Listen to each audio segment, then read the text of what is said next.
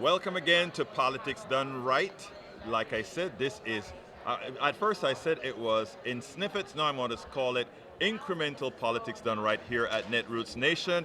I'm here with King Downing, a lawyer, and guess what?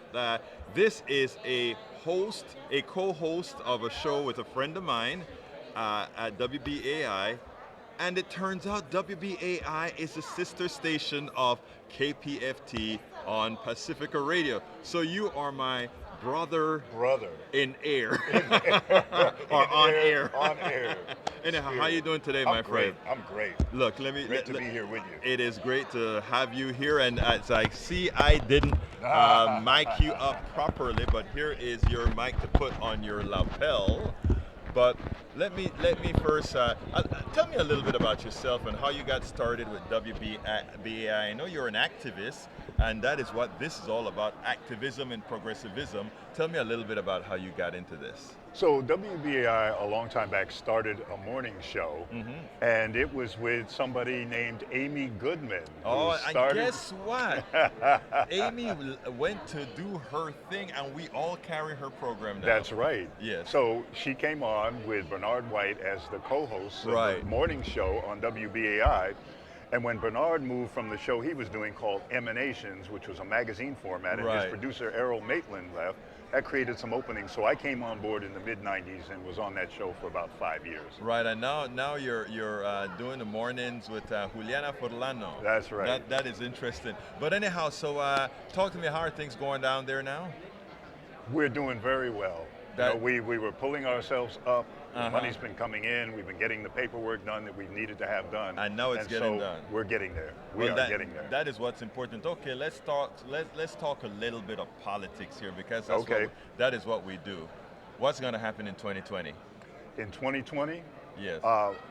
What I want to happen, or what do I predict will happen? What do you predict will happen is what I'm more important. All right, so my prediction is that a progressive like Bernie Sanders is going to win the nomination that he should have won if it hadn't been stolen from him, according to Greg Palast, not according to me. Oh, Greg Palast has the numbers to prove it, right? Yes, he does. He does. And this time, that he will properly win the nomination. And because his message was stolen by Trump once Hillary came into the picture, then he will be the true conveyor of the progressive people's populism. Okay. And a backstory I won't get into now, but somebody Cynthia McKinney convened sort of a group of right and left populists. And the idea was that if the populists from the right and left can come together and unite and throw out the corporations and the corporate directed government, then we can fight it out, right-left populism, without the influence of the major corps. Well, actually, I think a lot of the right-left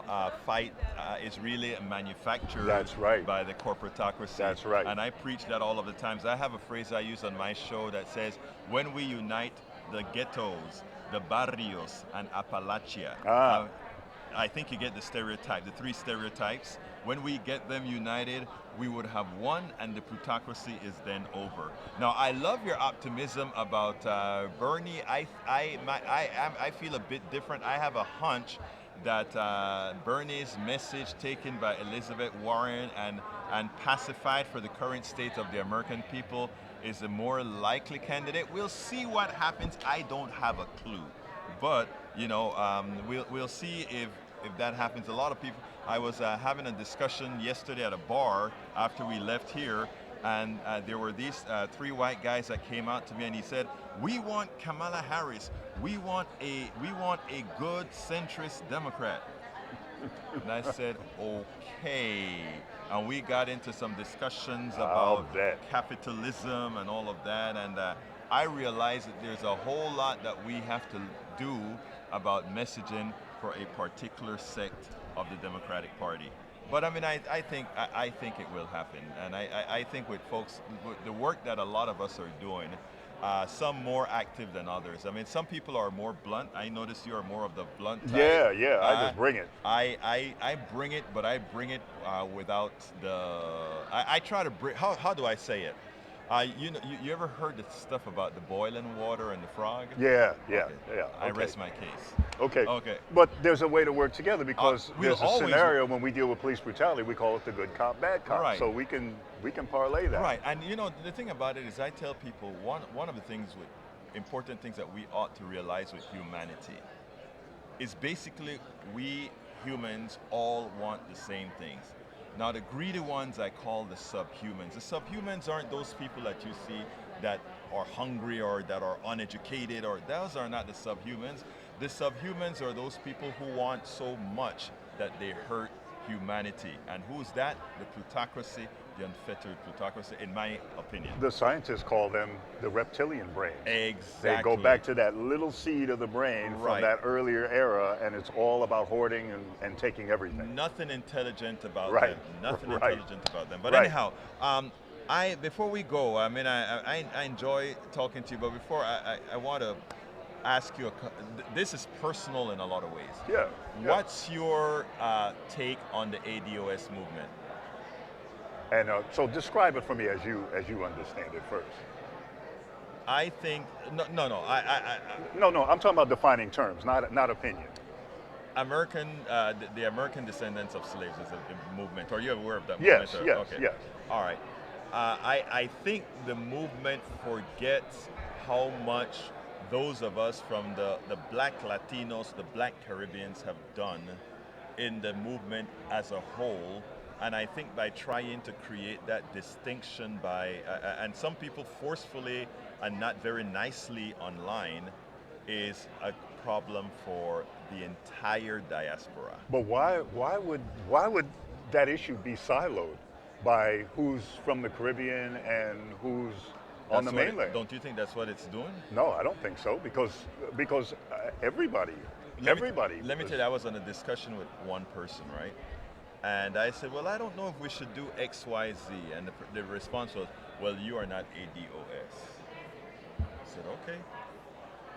That was putting a separation right there. And I think there are, maybe not yourself, maybe you see the bigger picture, including the diaspora, but many, I think, who are following the movement don't. What does the A stand for to them? American. Oh, well then, throw it out, because every time I've heard anyone talk about it, I've just said African. It's okay. Well, then that needs to be chopped up and that needs to be thrown away. Okay. Immediately. Okay. No, I don't distinguish. I'm a Pan-Africanist. Right. I have never made any distinctions by national borders. Right. And I refuse to use the word African American because it left out the Caribbeans and everyone else. I've never called myself that. I've never called myself an African American. I'm a black man. Yeah. And I'm a black man from Panama. I'm a black Latino Caribbean. You are a black American. I don't know what's the fear of people and this trying to cater the word African American. And I mean, sometimes it's even takes too damn long to say anyway. But you know that somebody recently brought up to me that there are Africans on the continent who make that kind of distinction the other way. And it's for wrong. us to call ourselves African, they're like, "What are you talking about? And you it's weren't born wrong. here." Thank you. It is wrong. Thank you. And I mean, just like I am fairly upset about how it's done here in the States, in Panama, I don't hear people speak like that, but if I did, I would have the same objection. I would have the same objection. So, I mean, what can I say? Well, much respect. It would be great sometime to hear your take on Panamanian history and the colonialism there, because it's a story that's not told up here.